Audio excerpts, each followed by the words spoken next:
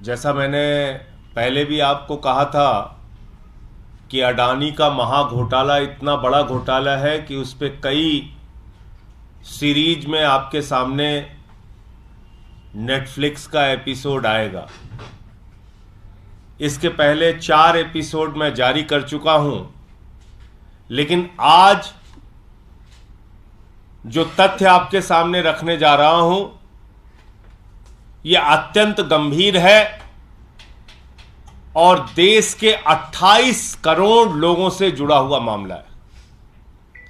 28 करोड़ वो लोग जिसके भविष्य के बारे में नरेंद्र मोदी जी की सरकार ने फैसला लिया कि तुम्हारा पैसा उठाकर पूंजीपतियों को सौंप दिया जाएगा।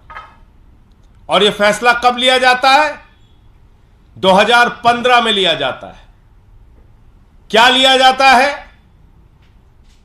सरकारी विभागों में काम करने वाले कर्मचारी जिनका प्रोविडेंट फंड का पैसा कटता है, प्राइवेट कंपनियों में काम करने वाले कर्मचारी जिनका प्रोविडेंट फंड का पैसा कटता है, वो पीएफ का पैसा उठाकर 50 कंपनियों के शेयर खरीदे जाएंगे।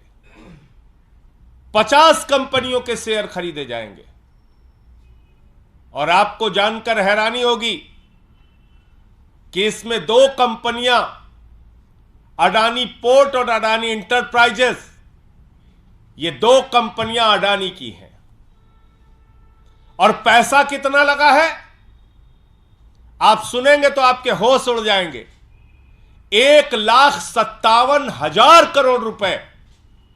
1,57,000 करोड़ रुपए इन कंपनियों का शेयर खरीदा गया है। किसके पैसे से? जो भविष्य के सुरक्षा के लिए लोग, कर्मचारी अपने भविष्य की सुरक्षा के लिए पीएफ का पैसा रखते हैं, उस पैसे से 1,57,000 करोड़ रुपए का शेयर खरीदा गया है। करीब करीब 38,000 करोड़ रुपए का सालाना शेयर उन पैसों से खरीदा जाता है। बहुत सारे बुजुर्ग मिल जाते हैं पार्कों में नरेंद्र मोदी जी का समर्थन करने में। मैं आज सभी उन अंकल्स से कहना चाहता हूं, आंटी से कहना चाहता हूं, ध्यान से जरा सोचिए कि क्या हो रहा है आपके साथ। आपका पैसा उठाकर किस तरह से पानी की तरह बहाया जा रहा है। नरेंद्र मोदी जी आपके भविष्य के साथ किस तरह से खिलवाड़ कर रहे हैं, जरा सोचिए। और पार्कों में बैठिए और चर्चा कीजिए तो थोड़ी चर्चा इस पे भी कीजिए। वो सारे अंकल आंटी जो मोदी जी का नारा जोर जोर से लगाते हैं, आपका पैसा उठाकर नरेंद्र मोदी जी ने 1,57,000 करोड़ रुपए पीएफ का पैसा, इस देश के 28 करोड़ लोगों का पैसा उठाकर 50 प्राइवेट कंपनियों के शेयर खरीदने में लगा दिए। और मजेदार बात देखिए, हिंडनबर्ग की रिपोर्ट आई, सबने आगाह किया, भाई अब तो संभल जाओ, अब तो सावधान हो जाओ। हिंडनबर्ग की रिपोर्ट आ गई, बहुत बड़ा भ्रष्टाचार किया है अडानी ने। अडानी ने अपने शेयर को ओवर वैल्यू किया है, अपने शेयर की कीमतें फर्जी तरीके से बढ़ाई है, बाहर से पैसा काला धन लगा के अपने शेयर के दाम बढ़ाए हैं। उनके शेयर का वास्तविक दाम क्या है पता नहीं है। कृपा करके अब अडानी के शेयर मत खरीदो। किसने कहा? तमाम फाइनेंशियल एक्सपर्ट्स ने, तमाम अर्थशास्त्रियों ने, तमाम लोगों ने आगाह किया कि भाई ये बुजुर्गों का पैसा है, ये कर्मचारियों का पैसा है, ये इस देश के 28 करोड़ लोगों का पैसा है, इसको कम से कम अडानी की कंपनी में अब तो मत डुबाओ। लेकिन 27 मार्च को मीटिंग होती है ईटीएफओ बोर्ड की, और उस बोर्ड में जो चेयरमैन होते हैं वो होते हैं आदरणीय देश के श्रम मंत्री भूपेंद्र यादव जी। भूपेंद्र यादव जी जो देश के मंत्री हैं, वो उस बोर्ड के चेयरमैन हैं। ये रिपोर्ट भी आ जाती है, आगाह भी किया जाता है कि भाई आप कर्मचारियों की जीवन से जुड़ा हुआ उनके भविष्य की निधि जो रखी है, उनके लिए जो पीएफ का पैसा उनके संकट के समय में काम आता है, कम से कम ये पैसा अडानी के ग्रुप पे मत लगाइए। लेकिन बावजूद इसके वो पैसा अडानी की उन 2 कंपनियों में फिर लगाया जाता है। क्या प्रेम है आपका अडानी से? आप देश के करोड़ों लोगों का पैसा क्यों उठा के अडानी के ऊपर लुटा रहे हैं? एलआईसी में लुटा रहे हैं अडानी का पैसा, अडानी का पैसा उठाकर एलआईसी का पैसा उठाकर अडानी के ऊपर लुटा रहे हैं, एसबीआई का पैसा उठाकर अडानी के ऊपर लुटा रहे हैं, पीएनबी का पैसा उठाकर अडानी के ऊपर लुटा रहे हैं, बैंकों का पैसा उठाकर अडानी के ऊपर लुटा रहे हैं, और अब ये पीएफ का पैसा, करोड़ों लोगों के जिंदगी से जुड़ा हुआ पीएफ का पैसा वो उठाकर अडानी के ऊपर लुटा रहे हैं।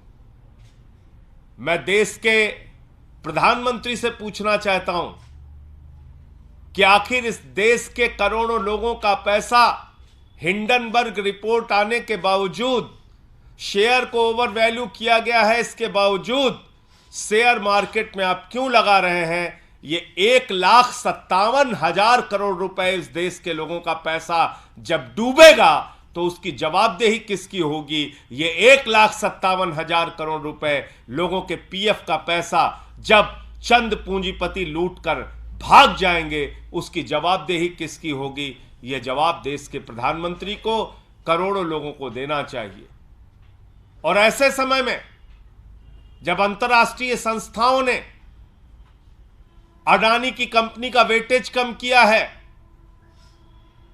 उसकी रेटिंग डाउन की है, आगाह किया है निवेशकों को कि भैया इनमें पैसा मत लगाओ आप, क्योंकि इनके शेयर की वास्तविक वैल्यू क्या है हमें पता नहीं। ऐसे समय में भी भारत की सरकार 27 मार्च को जो मीटिंग होती है उसमें भी अडानी के कंपनियों में पीएफ का पैसा लगाने का निर्णय करती है। किसके कहने पर यह सब कुछ हो रहा है, ये मेरा सवाल था। और मैं समझता हूं कि अडानी के मामले, अडानी के घोटाले इतने बड़े हैं कि इसकी परत दर परत आगे भी खुलती रहेंगी। कुछ जानकारी रीना गुप्ता जी जो हमारी स्पोक्स पर्सन है वो भी आपसे शेयर करेंगी। रीना जी।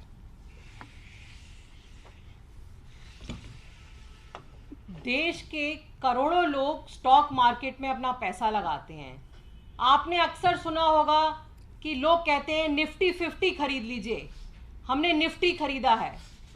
ये निफ्टी एक इंडेक्स है जो एनएसई, जो नेशनल स्टॉक एक्सचेंज है, वो इंडेक्स बनाता है। जो देश की सबसे बढ़िया 50 कंपनी है उसका इंडेक्स बनता है। और हम और आप ये सोचते हैं कि इंडेक्स में अगर हमने पैसा लगाया तो हमारा पैसा सुरक्षित है। जब हिंडनबर्ग की रिपोर्ट आई, उस रिपोर्ट में ये लिखा था कि जो अडानी के शेयर के, अडानी ग्रुप के जो शेयर्स हैं उनका असली रेट क्या है ये पता नहीं चल रहा है। इसलिए जो जितने सारे इंडेक्स हैं, पूरी दुनिया के कई इंडेक्स में अडानी ग्रुप के शेयर्स थे। वो जैसे अमेरिका का एक सबसे बड़ा इंडेक्स है मॉर्गन स्टैनली का इंडेक्स। मॉर्गन स्टैनली इंडेक्स ने ये निर्णय लिया कि क्योंकि अडानी ग्रुप के शेयर का असली प्राइस हमें नहीं पता चल रहा है, तो हम मॉर्गन स्टैनली के जो इंडेक्स हैं उसमें अडानी ग्रुप का वेटेज कम करेंगे। एक और बहुत बड़ा इंडेक्स है एस&पी इंडेक्स, उसने भी निर्णय लिया कि हम अडानी ग्रुप का या तो वेटेज कम करेंगे या कुछ इंडेक्स में से अडानी ग्रुप के शेयर्स को हटाया जाएगा। लेकिन हमारे देश का एनएसई जो है उसने कोई निर्णय नहीं लिया। उसने निर्णय क्यों नहीं लिया? क्या भारत सरकार का दबाव था? ये निर्णय उन्होंने नहीं लिया। अडानी ग्रुप की दोनों कंपनी को उन्होंने इंडेक्स से नहीं निकाला। इसकी वजह से आपका और हमारा जो 28 करोड़ लोगों की जो गाड़ी कमाई है और बाकी सारे लोग जो स्टॉक मार्केट के इंडेक्स में पैसा लगाते हैं, रोज उनका पैसा अडानी ग्रुप की कंपनीज में लग रहा है। आज हमारी ये मांग है कि जब तक सुप्रीम कोर्ट की कमेटी अडानी ग्रुप की कंपनीज को क्लीन चिट नहीं देती है, तब तक देश के छोटे निवेशकों का पैसा बचाने के लिए सरकार को अडानी ग्रुप की दोनों कंपनीज को एनएसई से हटाना चाहिए। क्लीन चिट मिल जाती है, उसके बाद आप उसमें इंक्लूड करना चाहें तो कर लीजिए, लेकिन जब तक क्लीन चिट नहीं मिलती है तब तक पूरे देश के लोग, जो रिटायर्ड लोग हैं, बहुत छोटे छोटे निवेशक हैं जो निफ्टी में अपना पैसा लगाते हैं, उनका पैसा सुरक्षित नहीं है। और जब पूरी दुनिया के इंडेक्स अपने इंडेक्स में से अडानी ग्रुप की कंपनीज को हटा रहे हैं, तो हमारी सरकार ये निर्णय क्यों नहीं ले रही है, क्यों एनएसई को नहीं ये निर्देश दिया जा रहा कि जब तक क्लीन चिट नहीं मिल रही है ये दोनों अडानी ग्रुप की कंपनीज को इंडेक्स से हटाया जाए। आप लोगों के कोई प्रश्न हो? ये रिपोर्ट कब आई थी? जिस रिपोर्ट का आपने जिक्र किया है, रिपोर्ट आई थी कि ये पैसा नहीं लगाया जाना चाहिए। देखिए, ऐसा है कि जब हिंडनबर्ग की रिपोर्ट आई उसके बाद तमाम लोगों ने आगाह किया सरकार को कि भाई, और ना भी आगाह करे तो साफ तौर पे हिंडनबर्ग की रिपोर्ट क्या कहती है? हिंडनबर्ग की रिपोर्ट ये कहती है कि काला धन विदेशों से फर्जी कंपनियां बनाकर अडानी की कंपनी में भारत के अंदर लगाया गया और 100 रुपए के शेयर को 1000 रुपए, 1000 रुपए के शेयर को 10,000 रुपए ओवर वैल्यू किया गया, यानी कि गलत ढंग से फर्जी तरीके से शेयर के दाम बढ़ाए गए। पहली बात मैं तो पूछना चाहता हूं कि 1,57,000 करोड़ रुपए ये शेयर के जुए में आप क्यों लगाना चाहते हैं? देश के लोगों के, करोड़ों लोगों की गाढ़ी कमाई का पैसा। क्या और संस्थाएं नहीं बची हैं? और बैंक विश्वसनीय संस्थाएं नहीं है जहां पे कि आप पीएफ का पैसा लगाइए और लोगों को उनके भविष्य निधि का लाभ दे सकिए? आपने इस शेयर मार्केट के धंधे में क्यों लगाया? पहला गुनाह तो मोदी सरकार ने यह किया। दूसरी बात, जब अडानी के बारे में रिपोर्ट आ गई तो आपने उन दोनों कंपनियों को उस शेयर की लिस्ट से बाहर क्यों नहीं किया? उन कंपनियों की लिस्ट से बाहर क्यों नहीं किया जिसपे पीएफ का पैसा लगाया जा रहा है? भाई, ये तो खुली आंखों से दिख रहा है ना कि एक आदमी अपने शेयर को गलत ढंग से उसके दाम को बढ़ा रहा है। और अगर भविष्य निधि के पैसे से, पीएफ के पैसे से आप उठाकर उनके शेयर खरीदोगे, वो शेयर डूबेंगे तो करोड़ों लोगों का पैसा डूबेगा, जाहिर सी बात है। जैसे एलआईसी में करोड़ों लोगों का पैसा लगा हुआ है और एलआईसी ने उठाकर वो पैसा अडानी को दे दिया। आज लगभग 60,000 करोड़ रुपए एलआईसी के डूब चुके हैं। यानी कि जो निवेश एलआईसी ने किया था, जो पैसा एलआईसी ने लगाया था, उसके हिसाब से उनकी शेयर वैल्यू कुछ दिनों पहले तक 87,000 करोड़ रुपए थी। वो घट के करीब 27,000 करोड़ रुपए बची, 60,000 करोड़ रुपए लोगों के डूब गए। इसी तरीके से एसबीआई ने पैसा दे रखा है अडानी को। अडानी की कंपनियां डूब रही हैं तो जो पैसा कर्ज में दे रखा है, लोगों की गाढ़ी कमाई का पैसा, वो भी डूबेगा। इसी तरीके से पीएफ का पैसा, देश के करोड़ों लोगों का पैसा, पीएफ का पैसा उठा के आप अडानी को दे रहे हो। और चलो पहले दिया, हिंडनबर्ग की रिपोर्ट आ गई, उसके बावजूद दे रहे हो। ईपीएफओ की मीटिंग जो होती है उसमें आप फैसला करके उनको पैसा दे रहे हो। तो ये क्या है? ये दिखा रहा है कि आपने आंख पे पट्टी बांध ली है अडानी की मोहब्बत में। कुछ नहीं दिख रहा है आपको। आखिर इतनी बड़ी रिपोर्ट आने के बाद उन दोनों कंपनियों को बाहर क्यों नहीं किया गया, जो कंपनियां डूब रही हैं और जिसके बारे में आपके पास तमाम जानकारी है? और यह मीटिंग जो मैंने आपको बताई, जो भूपेंद्र यादव जी की अध्यक्षता में हुई, यह 27 मार्च को हुई और उसके बावजूद अडानी की कंपनियों में पैसा लगाया गया। सर, कांग्रेस के दिग्गज नेता ए.के. एंटनी के बेटे अनिल एंटनी आज बीजेपी में शामिल हुए हैं। बीबीसी डॉक्यूमेंट्री को लेकर समर्थन किया था उन्होंने केंद्र सरकार के पार्टी का चेहरे। अब वो शामिल हुए हैं तो उनकी मर्जी है, उसमें मैं क्या बोल सकता हूँ? कोई किस पार्टी में जा रहा है वो उसके बारे में तो वही बता सकता है क्यों जा रहा है। संजय जी, घोटाले की बात आप कर रहे हैं मोदी सरकार पे, भगवान जी दुष्टों का नाश करते थे, हम भ्रष्टाचार पर कर रहे हैं। 2024 में भी हमारी सरकार बनेगी क्योंकि उन्होंने भ्रष्टाचार खत्म कर दिया है। देखिए, ऐसा है कि मैं फिर कह रहा हूं कि हिंदुस्तान की आज़ादी के बाद सबसे भ्रष्ट सरकार अगर आज तक कोई आई है तो प्रधानमंत्री नरेंद्र मोदी के नेतृत्व वाली ये भाजपा सरकार है। और इसने भ्रष्टाचार का केंद्रीकरण कर दिया है। मतलब इतनी बड़ी लूट कर दो कि लोगों की सोच समझ से ही बाहर हो जाए। लाखों करोड़ का घोटाला कर दो। 11 लाख करोड़ रुपए चंद पूंजीपतियों का माफ कर दिया जाता है। 3.5 लाख करोड़ रुपए चंद पूंजीपतियों का सेटलमेंट के नाम पर माफ कर दिया जाता है। एक अडानी को आकाश से लेकर पाताल तक सब कुछ सौंप दिया जाता है। एक अडानी को बैंकों से उठाकर 2.5 लाख करोड़ रुपए का कर्जा दिया जाता है। एक अडानी का 86,000 करोड़ रुपए का कर्जा माफ कर दिया जाता है। तो ये तो भ्रष्टाचार का केंद्रीकरण हो गया, सेंट्रलाइज्ड करप्शन हो गया मोदी जी के राज में। तो मोदी जी के नेतृत्व में भ्रष्टाचार केंद्रीकृत है और भ्रष्टाचार ने सारे कीर्तिमान तोड़ दिए हैं। अगर उनको कार्रवाई करना है तो सबसे पहले नरेंद्र मोदी जी को अपने ऊपर कार्रवाई करनी पड़ेगी, फिर अपने दोस्त अडानी के ऊपर कार्रवाई करनी पड़ेगी, फिर नीरव मोदी पे कार्रवाई करनी पड़ेगी, मेहुल भाई पे कार्रवाई करनी पड़ेगी, ललित मोदी पे कार्रवाई करनी पड़ेगी, नितिन संदेशरा पे कार्रवाई करनी पड़ेगी, हेमंत विश्व शर्मा पे करनी पड़ेगी, नारायण राणे पे करनी पड़ेगी, येदियुरप्पा पे करनी पड़ेगी, व्यापम वालों पे करनी पड़ेगी। बहुत लंबी सूची है।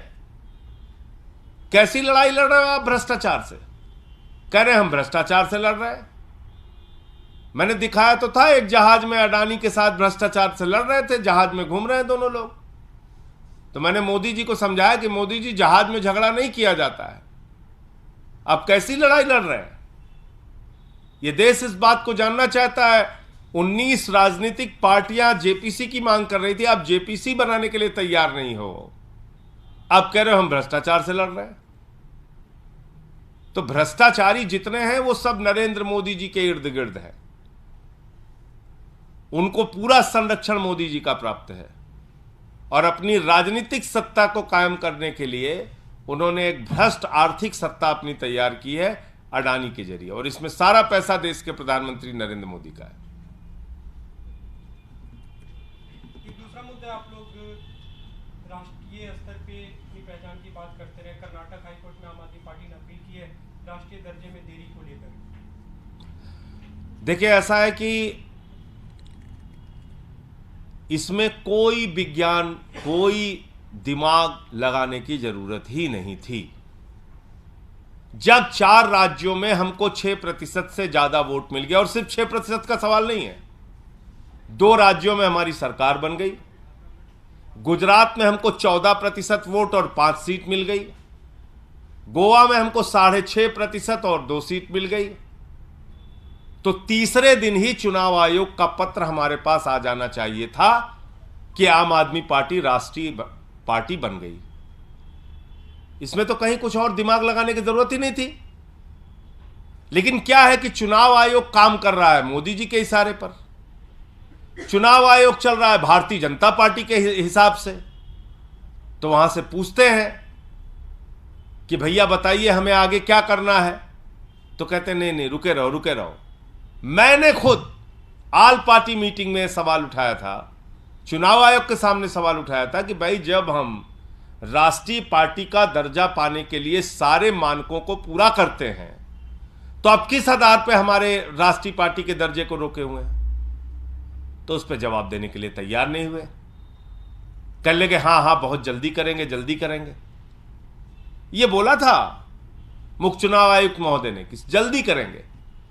अब वो जल्दी कब होगी? कर्नाटक का चुनाव आपने अनाउंस कर दिया। कर्नाटक के चुनाव में आम आदमी पार्टी को राष्ट्रीय पार्टी का दर्जा होने पर जो सुविधाएं मिलनी चाहिए वो सारी सुविधाएं मिलती, आपने नहीं दिया। इसलिए हमारी इकाई वहां पर हाईकोर्ट में गई है और निश्चित रूप से इसमें हमें राष्ट्रीय पार्टी का दर्जा मिलेगा ही मिलेगा, क्योंकि हम सारे मानक पूरे करते हैं। What is the official stand that the election commission has told the Aam Aadmi Party on this? Like, is why this is not being given, or are they why are they not taking? I can tell you about constitution club meeting. उसमें सारी पार्टियां थीं. उसके सामने उन्होंने मेरे से कहा था कि हम जल्द ही इस पे फैसला लेंगे. But no official communication. No official communication. हमने जरूर उनसे बार बार टाइम मांगा. हमने बार बार उनको जरूर कहा, हमारे सचिव पंकज गुप्ता जी ने, लेकिन ना उन्होंने मिलने का कोई टाइम दिया. सोचिए, मिलने का भी टाइम नहीं दे रहे हैं. एक पार्टी जो हर मानक पूरा कर रही है राष्ट्रीय पार्टी बनने का, उससे मिलने का भी टाइम नहीं दे रहे हैं. पंकज गुप्ता जी ने बार बार चिट्ठी लिख के उनसे टाइम मांगा. तो ये सवाल है चीफ इलेक्शन कमीशन से, सीईसी से. और दूसरा, आज तीसरी चार्जशीट भी ईडी की आ गई. और हम लोग शुरू से कह रहे हैं कि दिल्ली के उप मुख्यमंत्री और शिक्षा मंत्री मनीष सिसोदिया के खिलाफ न कोई साक्ष्य पहले था, न अब है. उन्होंने अपना मंत्री पद भी त्याग दिया, जेल में प्रताड़ना भी झेल रहे हैं. तीसरी चार्जशीट भी ईडी की आ गई, लेकिन उसमें भी मनीष सिसोदिया जी का नाम नहीं है. इसका मतलब साफ संदेश है, प्रताड़ित करो, परेशान करो और हर तरीके से दबाव बनाओ, मनोबल तोड़ने का प्रयास करो. इसलिए जो लोग शराब घोटाला करते हैं, इसकी सच्चाई दूर दूर तक कहीं नहीं है.